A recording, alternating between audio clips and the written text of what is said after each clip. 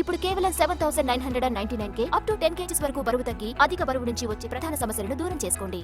ఓవైపు చంద్రబాబు, మరోవైపు నారా లోకేష్, ఇంకోవైపు పవన్ కళ్యాణ్. ఈ ముగ్గురు నేతలే కాదు, హిందూపురంలో నందమూరి బాలకృష్ణ పరిస్థితి ఏంటి? ప్రస్తుతం రాష్ట్రంలో ఇదే హాట్ టాపిక్ గా మారింది.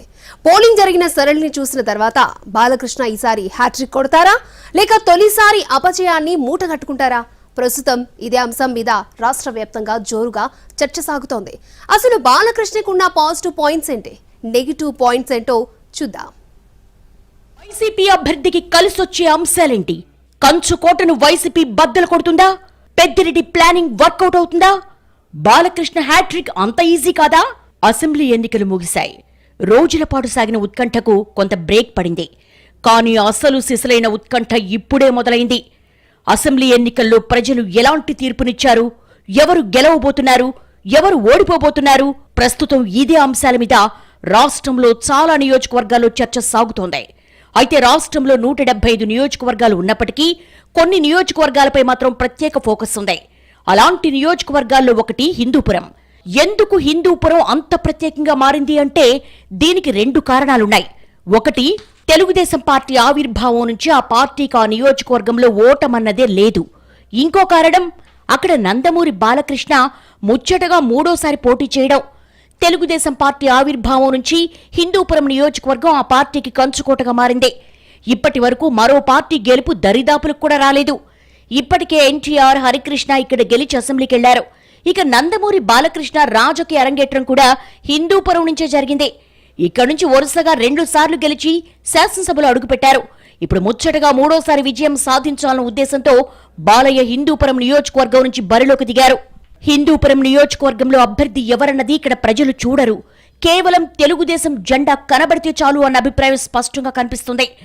కానీ ఈసారి మాత్రం అలాంటి పరిస్థితి లేదన్న టాక్ నడుస్తోంది. ఎందుకంటే గతంలో ఎప్పుడూ లేని విధంగా ఈసారి బాలకృష్ణ తీవ్రమైన పోటీ ఎదుర్కొన్నారు. వైసీపీ మాత్రం పక్కాగా గురిపెట్టి ఈ స్థానంపై విజయం సాధించాలని ఓ టార్గెట్ పెట్టుకుంది. అందుకే సామాజిక వర్గ ఈక్వేషన్స్ లో భాగంగా దీపికని ఇక్కడి నుంచి రంగంలోకి దింపింది. ఎమ్మెల్యే నందమూరి బాలకృష్ణకు మొదటి నుంచి హిందూపురం పట్టణం ప్రధాన బలంగా ఉంది. అలాగే లేపాక్షి, చిలమత్తూరు ప్రాంతాల్లో కూడా ఆయనకు మంచి గ్రిప్ ఉంది. అయితే ఈసారి హిందూపురం పట్టణంలో పరిస్థితి ఎవరికి మొగ్గు చూపిందో అర్థం కాని పరిస్థితి. 2024 ఎన్నికలు జరిగిన తీరు చూస్తే ఇది స్పష్టంగా అర్థమవుతుంది. ఎమ్మెల్యే నందమూరి బాలకృష్ణకు ప్రధానమైన బలం సినీ గ్లామర్తో పాటు నియోజకవర్గం హిందూపురం కంచుకోట కావడమే. గతంలో ఉన్న నేతల కంటే బాలకృష్ణ కొంతమేర అభివృద్ధి కూడా చేసినట్లుగా ప్రజలు చెప్తారు. కానీ ఆయన మైనస్ల విషయానికొస్తే చుట్టపు చూపుగా 3 నెలలకోసారి నియోజకవర్గంలో కనిపిస్తూ ఉంటారని వైసీపీ నేతల ప్రధాన ఆరోపణ. ఇక వైసీపీ విషయానికొస్తే కొరబ దీపిక కొత్త అభ్యర్థి అయినప్పటికీ ఆమె భర్త పార్టీలో కీలకంగా ఉన్నారు. గతంలో హిందూపురం నియోజకవర్గ వైసీపీలో చాలా వరకు విభేదాలున్నాయి. ఈసారి మాత్రం వైసీపీ అధిష్టానం హిందూపురం నియోజకవర్గంపై ప్రత్యేకంగా దృష్టి సారించింది. ఇందులో భాగంగానే నేతల మధ్య విభేదాలను సెట్ చేసింది. మంత్రి పెద్దిరెడ్డి రామచంద్రారెడ్డి స్వయంగా రంగంలోకి దిగి పక్కా ప్రణాళికలతో ఎన్నికలకు వెళ్లారు. మరోవైపు హిందూపురం నియోజకవర్గంలో మైనార్టీల ఓట్లతో పాటు రెడ్డి సామాజిక వర్గ ఓట్లు ఎక్కువగా ఉన్నాయి. రెడ్డి సామాజిక వర్గం ఎటు చూసినా వైసీపీకి ఫేవర్ గా ఉంటుంది. ఇక మైనార్టీలు మాత్రం గతంలో బాలకృష్ణ వైపు ఎక్కువగా ఉండేవారు. కానీ ఈసారి అలాంటి పరిస్థితి కనిపించడం లేదని వైసీపీ నేతలు చెప్పుకొస్తున్నారు. హిందూపురం నియోజకవర్గంలో 2009లో 69.63%, 2014లో 76.57%, 2019లో 77.64% పోలింగ్ నమోదైంది. 2,49,174 మంది ఓటర్లుంటే 1,93,906 మంది ఓటు హక్కు వినియోగించుకున్నారు.